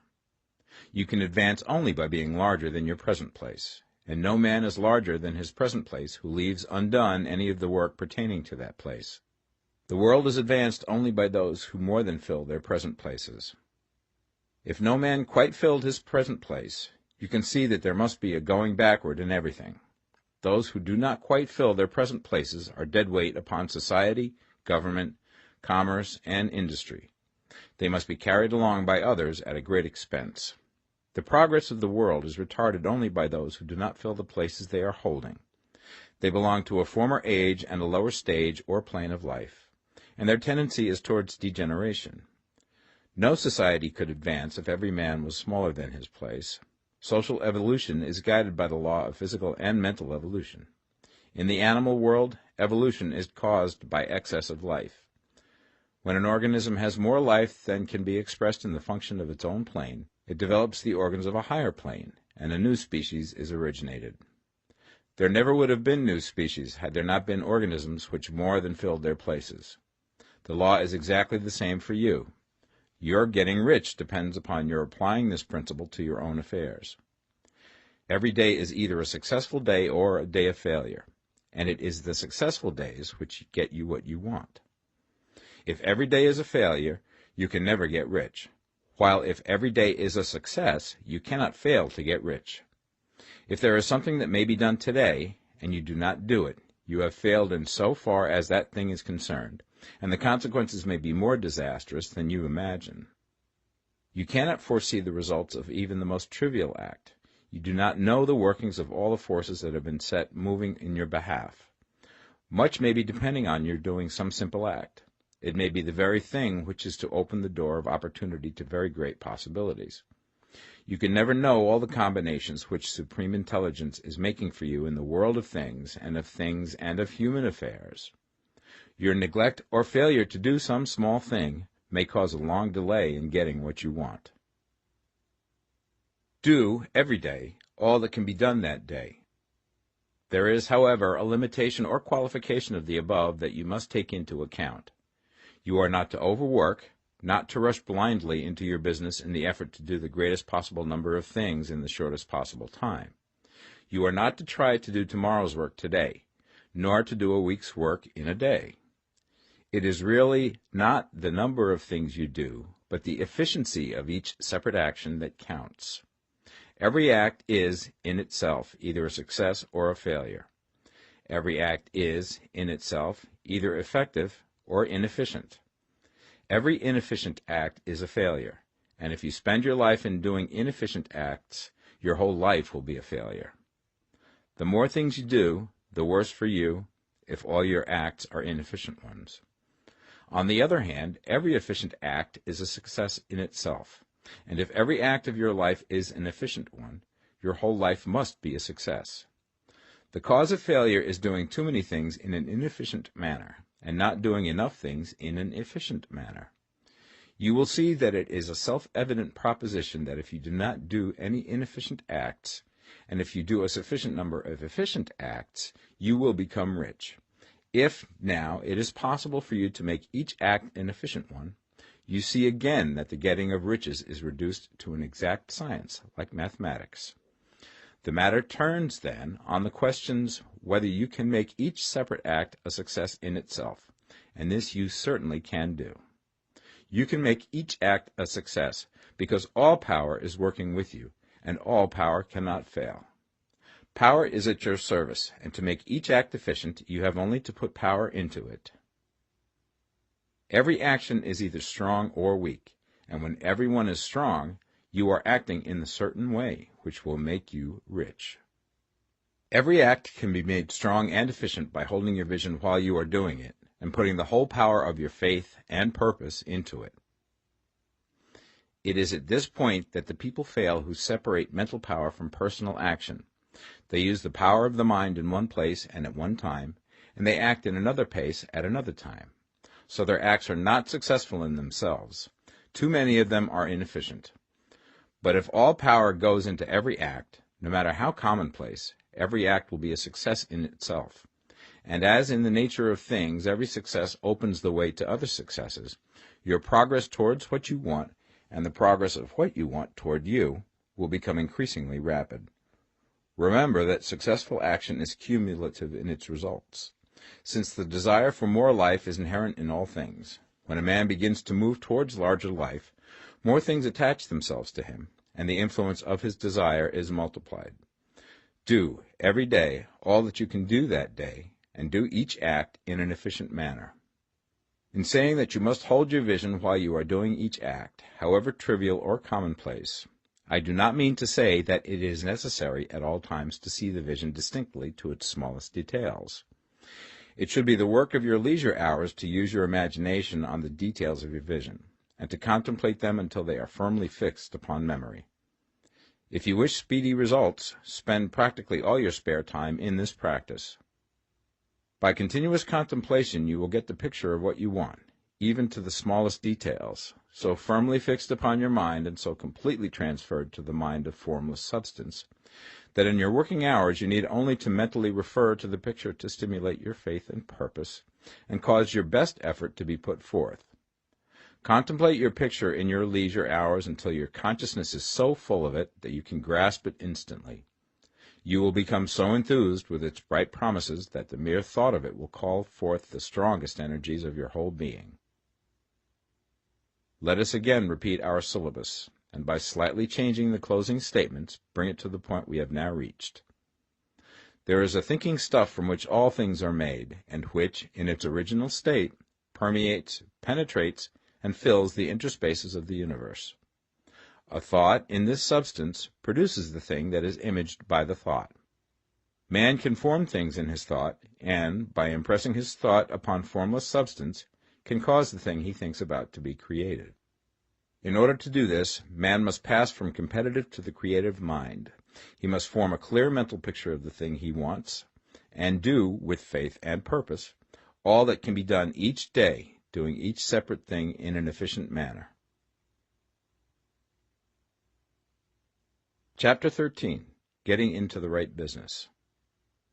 Success in any particular business depends for one thing upon your possessing in a well-developed state the faculties required in that business. Without good musical faculty, no one can succeed as a teacher of music. Without well-developed mechanical faculties, no one can achieve great success in any of the mechanical trades. Without tact and the commercial faculties, no one can succeed in the mercantile pursuits. But to possess in a well-developed state the faculties required in your particular vocation does not ensure getting rich. There are musicians who have remarkable talent and who yet remain poor. There are blacksmiths, carpenters, and so on who have excellent mechanical ability, but who do not get rich. And there are merchants with good faculties for dealing with men who nevertheless fail. The different faculties are tools. It is essential to have good tools, but it is also essential that the tools should be used in the right way. One man can take a sharp saw, a square, a good plane, and so on, and build a handsome article of furniture. Another man can take the same tools and set to work to duplicate the article, but his production will be a botch. He does not know how to use good tools in a successful way. The various faculties of your mind are the tools with which you must do the work which is to make you rich. It will be easier for you to succeed if you get into a business for which you are well equipped with mental tools. Generally speaking, you will do best in that business which will use your strongest faculties, the one for which you are naturally best fitted. But there are limitations to this statement also. No man should regard his vocation as being irrevocably fixed by the tendencies with which he was born. You can get rich in any business, for if you have not the right talent you can develop that talent. It merely means that you will have to make your tools as you go along, instead of confining yourself to the use of those with which you were born. It will be easier for you to succeed in a vocation for which you already have the talents in a well-developed state, but you can succeed in any vocation, for you can develop any rudimentary talent, and there is no talent of which you have not at least the rudiment. You will get rich most easily in point of effort if you do that for which you are best fitted, but you will get rich most satisfactorily if you do that which you want to do. Doing what you want to do is life, and there is no real satisfaction in living if we are compelled to be forever doing something which we do not like to do, and can never do what we want to do. And it is certain that you can do what you want to do. The desire to do it is proof that you have within you the power which can do it. Desire is a manifestation of power. The desire to play music is the power which can play music seeking expression and development. The desire to invent mechanical devices is the mechanical talent seeking expression and development. When there is no power, either developed or undeveloped, to do a thing, there is never any desire to do that thing. And where there is strong desire to do a thing, it is certain proof that the power to do it is strong, and only requires to be developed and applied in the right way. All things else being equal, it is best to select the business for which you have the best developed talent. But if you have a strong desire to engage in any particular line of work, you should select that work as the ultimate end at which you aim. You can do what you want to do, and it is your right and privilege to follow the business or avocation which will be most congenial and pleasant. You are not obliged to do what you do not like to do, and should not do it except as a means to bring you to the doing of the thing you want to do. If there are past mistakes whose consequences have placed you in an undesirable business or environment, you may be obliged for some time to do what you do not like to do. If you feel that you are not in the right vocation, do not act too hastily in trying to get into another one. The best way, generally, to change business or environment is by growth. Do not be afraid to make a sudden and radical change if the opportunity is presented, and you feel after careful consideration that it is the right opportunity. But never take sudden or radical action when you are in doubt as to the wisdom of doing so. There is never any hurry on the creative plane, and there is no lack of opportunity. When you get out of the competitive mind, you will understand that you never need to act hastily. No one else is going to beat you to the thing you want to do. There is enough for all. If one space is taken, another and a better one will be opened for you a little further on. There is plenty of time.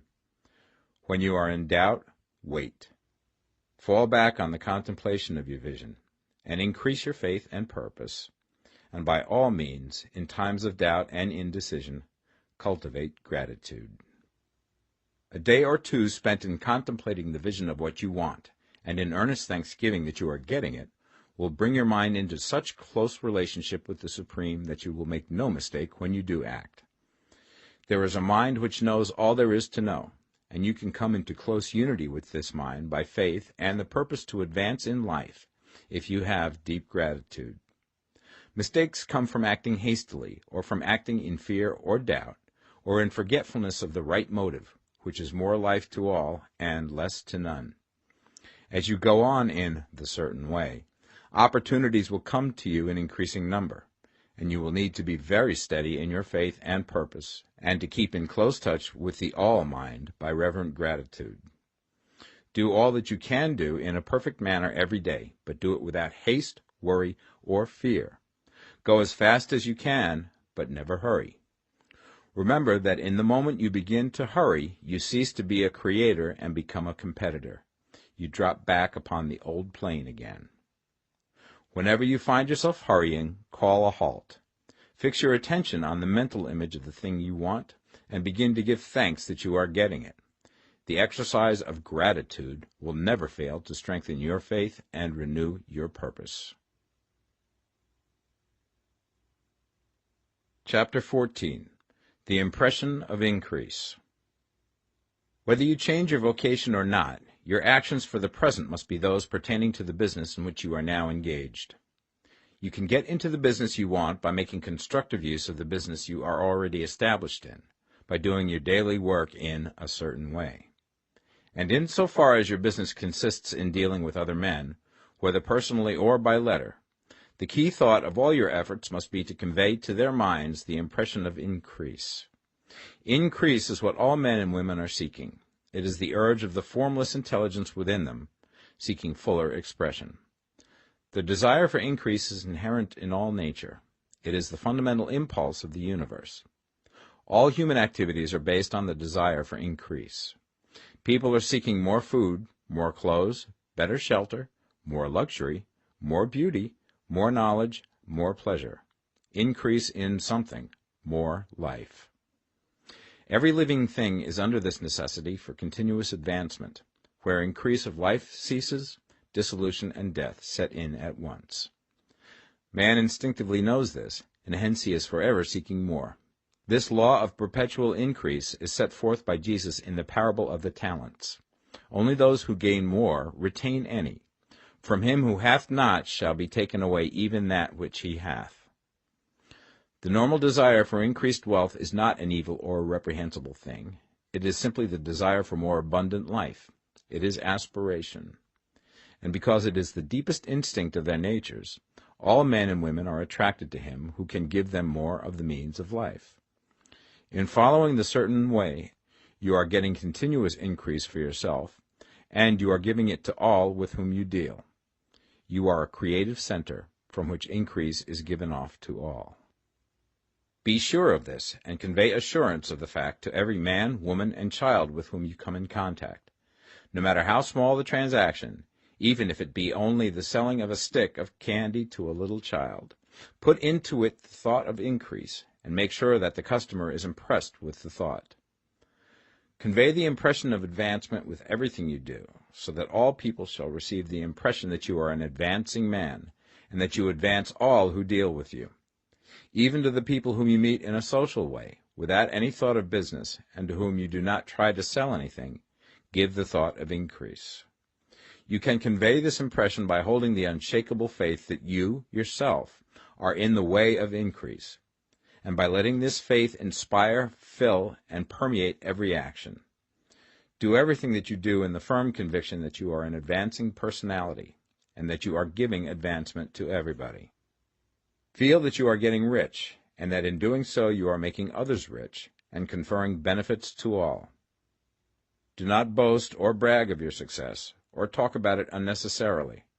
True faith is never boastful. Wherever you find a boastful person, you find one who is secretly doubtful and afraid. Simply feel the faith, and let it work out in every transaction. Let every act and tone and look express the quiet assurance that you are getting rich, that you are already rich. Words will not be necessary to communicate this feeling to others. They will feel the sense of increase when in your presence, and will be attracted to you again. You must so impress others that they will feel that in associating with you they will get increase for themselves. See that you give them a use value greater than the cash value you are taking from them. Take an honest pride in doing this, and let everybody know it, and you will have no lack of customers. People will go where they are given increase, and the Supreme, which desires increase in all, and which knows all, will move towards you men and women who have never heard of you. Your business will increase rapidly, and you will be surprised at the unexpected benefits which will come to you. You will be able from day to day to make larger combinations, secure greater advantages, and to go on into a more congenial vocation if you desire to do so. You must never lose sight of your vision of what you want, or your faith and purpose to get what you want. Let me here give you another word of caution in regards to motives. Beware of the insidious temptation to seek for power over other men. Nothing is so pleasant to the unformed or partially developed mind as the exercise of power or dominion over others. The desire to rule for selfish gratification has been the curse of the world. For countless ages, kings and lords have drenched the earth with blood in their battles to extend their dominions, this not to seek more life for all, but to get more power for themselves. Today, the main motive in the business and industrial world is the same. Men marshal their armies of dollars and lay waste the lives and hearts of millions in the same mad scramble for power over others. Commercial kings, like political kings, are inspired by the lust for power. Jesus saw in this desire for mastery the moving impulse of that evil world he sought to overthrow. Read the 23rd chapter of Matthew and see how he pictures the lust of the Pharisees to be called master, to sit in the high places, to domineer over others, and to lay burdens on the backs of the less fortunate. And note how he compares this lust for dominion with the brotherly seeking for the common good to which he calls his disciples. Look out for the temptation to seek for authority, to become a master, to be considered as one who is above the common herd, to impress others by lavish display, and so on. The mind that seeks for mastery over others is the competitive mind, and the competitive mind is not the creative one.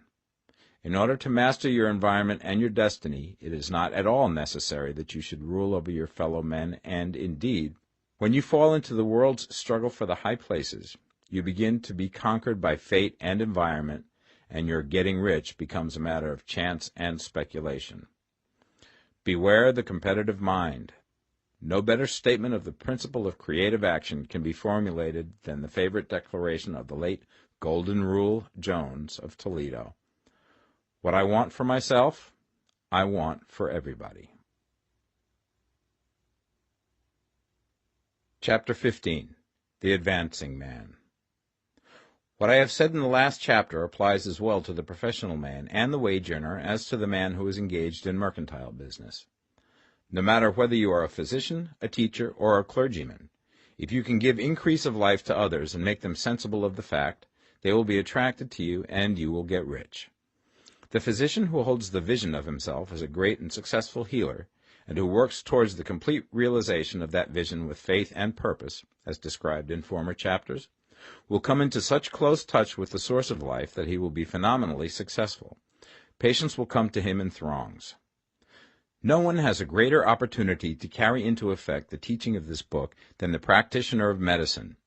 It does not matter to which of the various schools he may belong, for the principle of healing is common to all of them, and may be reached by all alike. The advancing man in medicine, who holds to a clear mental image of himself as successful, and who obeys the laws of faith, purpose, and gratitude, will cure every curable disease he undertakes, no matter what remedies he may use. In the field of religion, the world cries out for the clergyman who can teach his hearers the true science of abundant life. He who masters the details of the science of getting rich, together with the allied sciences of being well, of being great, and of winning love, and who teaches these details from the pulpit, will never lack for a congregation. This is the gospel that the world needs. It will give increase of life, and men will hear it gladly, and will give liberal support to the man who brings it to them. What is now needed is a demonstration of the science of life from the pulpit. We want preachers who can not only tell us how, but who, in their own persons, will show us how.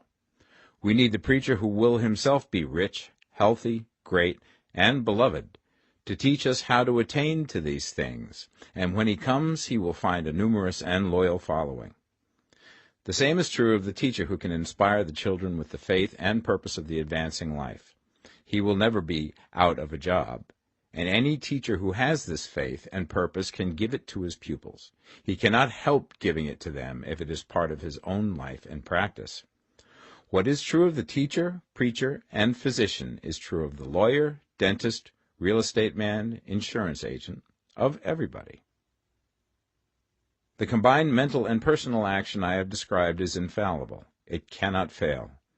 Every man and woman who follows these instructions steadily, perseveringly, and to the letter, will get rich. The law of the increase of life is as mathematically certain in its operation as the law of gravitation. Getting rich is an exact science. The wage earner will find this as true of his case as of any others mentioned. Do not feel that you have no chance to get rich because you are working where there is no visible opportunity for advancement, where wages are small and the cost of living high. Form your clear mental vision of what you want and begin to act with faith and purpose. Do the work that you can do every day and do each piece of work in a perfectly successful manner. Put the power of success and the purpose to get rich into everything that you do. But do not do this merely with the idea of currying favor with your employer in the hopes that he or those above you will see your good work and advance you. It is not likely that they will do so. The man who is merely a good workman, filling his place to the very best of his ability, and satisfied with that, is valuable to his employer, and it is not to the employer's interest to promote him. He is worth more where he is. To secure advancement, something more is necessary than to be too large for your place. The man who is certain to advance is the one who is too big for his place, and who has a clear concept of what he wants to be, who knows that he can become what he wants to be, and who is determined to be what he wants to be. Do not try to more than fill your present place with a view to pleasing your employer. Do it with the idea of advancing yourself. Hold the faith and purpose of increase during work hours, after work hours, and before work hours. Hold it in such a way that every person who comes in contact with you, whether foreman, fellow workman, or social acquaintance, will feel the power of purpose radiating from you, so that everyone will get the sense of advancement and increase from you. Men will be attracted to you, and if there is no possibility for advancement in your present job, you will very soon see an opportunity to take another job. There is a power which never fails to present opportunity to the advancing man who is moving in obedience to law. God cannot help helping you if you act in a certain way. He must do so in order to help himself. There is nothing in your circumstances or in the industrial situation that can keep you down. If you cannot get rich working for the Steel Trust, you can get rich on a 10-acre farm. And if you begin to move in the certain way, you will certainly escape from the clutches of the Steel Trust and get on to the farm or wherever else you wish to be. If a few thousands of its employees would enter upon the certain way, the Steel Trust would soon be in a bad plight. It would have to give its working men more opportunity or go out of business. Nobody has to work for a trust. The trusts can keep men in so-called hopeless conditions only so long as there are men who are too ignorant to know of the science of getting rich, or too intellectually slothful to practice it. Begin this way of thinking and acting, and your faith and purpose will make you quick to see any opportunity to better your condition. Such opportunities will speedily come, for the Supreme, working in all and working for you, will bring them before you. Do not wait for an opportunity to be all that you want to be. When an opportunity to be more than you are now is presented, and you feel impelled toward it, take it. It will be the first step towards a greater opportunity. There is no such thing possible in this universe as a lack of opportunities for the man who is living the advancing life. It is inherent in the constitution of the cosmos that all things shall be for him and work together for his good, and he must certainly get rich if he acts and thinks in the certain way. So let wage-earning men and women study this book with great care, and enter with confidence upon the course of action it prescribes. It will not fail. Chapter 16. Some Cautions and Concluding Observations. Many people will scoff at the idea that there is an exact science of getting rich. Holding the impression that the supply of wealth is limited, they will insist that social and governmental institutions must be changed before even any considerable number of people can acquire a competence. But this is not true. It is true that existing governments keep the masses in poverty, but this is because the masses do not think and act in the certain way. If the masses begin to move forward as suggested in this book, neither governments nor industrial systems can check them. All systems must be modified to accommodate the forward movement. If the people have the advancing mind, have the faith that they can become rich, and move forward with the fixed purpose to become rich, nothing can possibly keep them in poverty.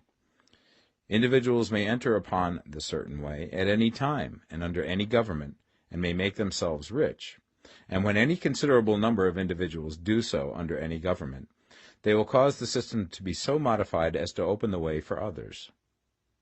The more men who get rich on the competitive plane, the worse for others.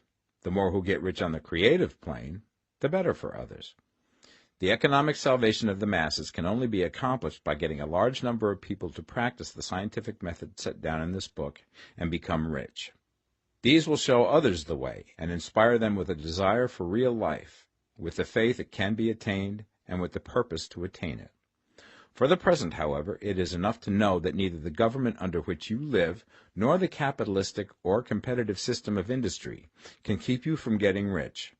When you enter upon the creative plane of thought, you will rise above all these things and become a citizen of another kingdom. But remember that your thought must be held upon the creative plane. You are never for an instant to be betrayed into regarding the supply as limited, or into acting on the moral level of competition. Whenever you do fall into old ways of thought, correct yourself instantly, for when you are in the competitive mind, you have lost the cooperation of the mind of the whole. Do not spend any time in planning as to how you will meet possible emergencies in the future, except as the necessary policies may affect your actions today. You are concerned with doing today's work in a perfectly successful manner, and not with emergencies which may arise tomorrow. You can attend to them as they come. Do not concern yourself with questions as to how you shall surmount obstacles which may loom upon your business horizon, unless you can see plainly that your course must be altered today in order to avoid them. No matter how tremendous an obstruction may appear at a distance, you will find that if you go on in the certain way, it will disappear as you approach it, or that a way over, through, or around it will appear. No possible combination of circumstances can defeat a man or woman who is proceeding to get rich along strictly scientific lines. No man or woman who obeys the law can fail to get rich, any more than one can multiply 2 by 2 and fail to get 4. Give no anxious thought to possible disasters, obstacles, panics, or unfavorable combinations of circumstances. It is time enough to meet such things when they present themselves before you in the immediate present, and you will find that every difficulty carries with it the wherewithal for its overcoming. Guard your speech. Never speak of yourself, your affairs, or of anything else in a discouraged or discouraging way. Never admit the possibility of failure, or speak in a way that infers failure as a possibility. Never speak of times as being hard, or of business conditions as being doubtful. Times may be hard and business doubtful for those who are on the competitive plane, but they can never be so for you. You can create what you want, and you are above fear. When others are having hard times and poor business, you will find your greatest opportunities. Train yourself to think of and to look upon the world as a something which is becoming, which is growing, and to regard seeming evil as being only that which is undeveloped. Always speak in terms of advancement. To do otherwise is to deny your faith, and to deny your faith is to lose it. Never allow yourself to feel disappointed. You may expect to have a certain thing at a certain time, and not get it at that time, and this will appear to you like failure. But if you hold to your faith, you will find that the failure is only apparent. Go on in the certain way, and if you do not receive that thing, you will receive something so much better that you will see that the seeming failure was really a great success. A student of this science had set his mind on making a certain business combination which seemed to him at the time to be very desirable, and he worked for some weeks to bring it about. When the crucial time came, the thing failed in a perfectly inexplicable way. It was as if some unseen influence had been working secretly against him. He was not disappointed. On the contrary, he thanked God that his desire had been overruled, and went steadily on with a grateful mind. In a few weeks an opportunity so much better came his way that he would not have made the first deal on any account, and he saw that a mind which knew more than he knew had prevented him from losing the greater good by entangling himself with the lesser. That is the way every seeming failure will work out for you, if you keep your faith, hold to your purpose, have gratitude, and do, every day, all that can be done that day, doing each separate act in a successful manner. When you make a failure, it is because you have not asked for enough. Keep on, and a larger thing than you were seeking will certainly come to you. Remember this. You will not fail because you lack the necessary talent to do what you wish to do. If you go on as I have directed, you will develop all the talent that is necessary to the doing of your work. It is not within the scope of this book to deal with the science of cultivating talent, but it is as certain and simple as the process of getting rich. However, do not hesitate or waver for fear that when you come to any certain place you will fail for lack of ability. Keep right on, and when you come to that place, the ability will be furnished to you.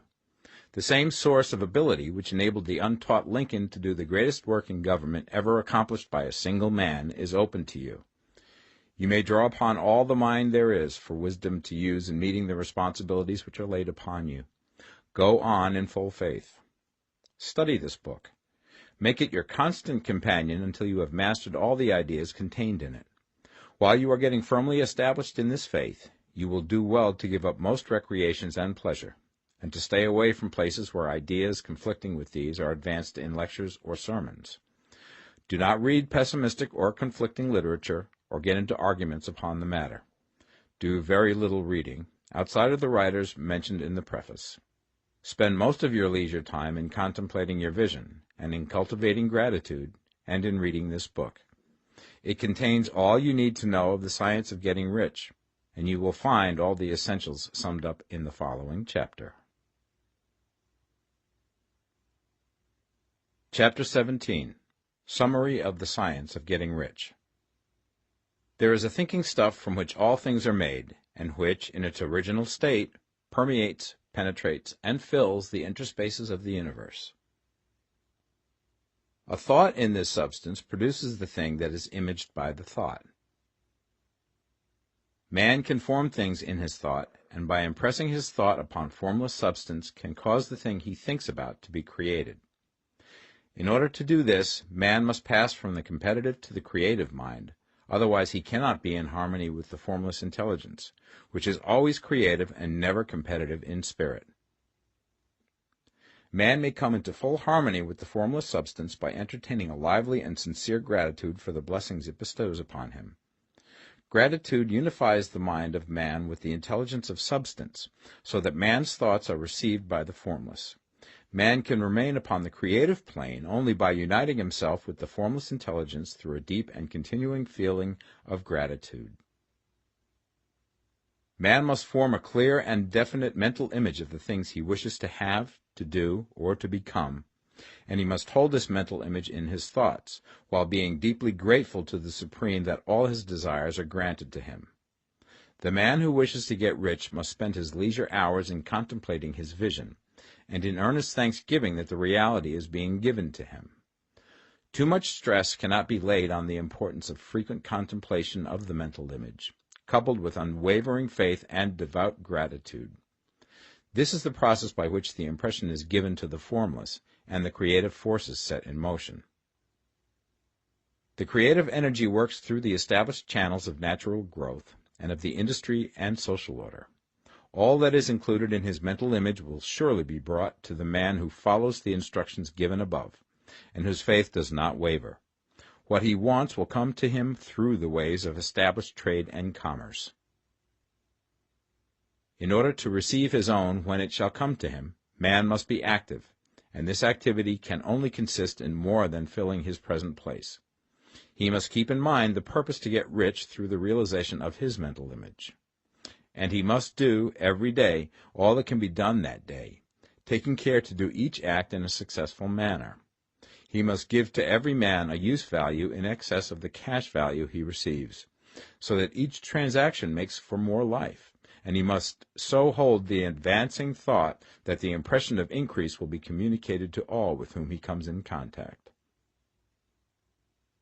The men and women who practice the foregoing instructions will certainly get rich, and the riches they receive will be in exact proportion to the definiteness of their vision, the fixity of their purpose, the steadiness of their faith, and the depth of their gratitude.